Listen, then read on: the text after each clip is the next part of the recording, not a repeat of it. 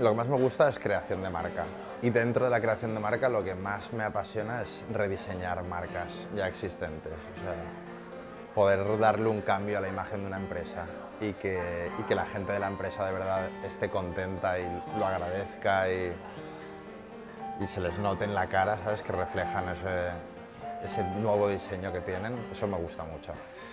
Y lo hago, pues como yo creo que como lo hacen todos los diseñadores al principio, con papel y lápiz, aunque me cuesta mucho cogerlo, de decirlo, pero papel y lápiz.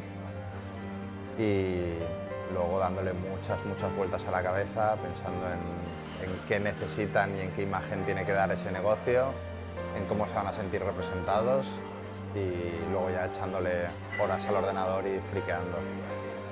Cuidando mucho el detalle, me paso a veces y eso me hace que me cueste muchas horas hacer lo que hago, pero, creo que el resultado final merece la pena.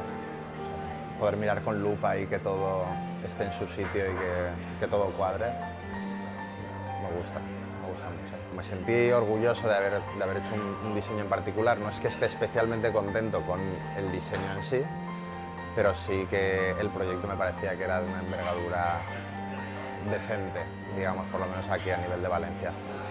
Y es cuando me tocó hacer hace un par de años, me cayó por suerte, por donde estaba trabajando y unos contactos que tenía, el hacer la imagen de la Valencia Fashion Week, de la pasarela.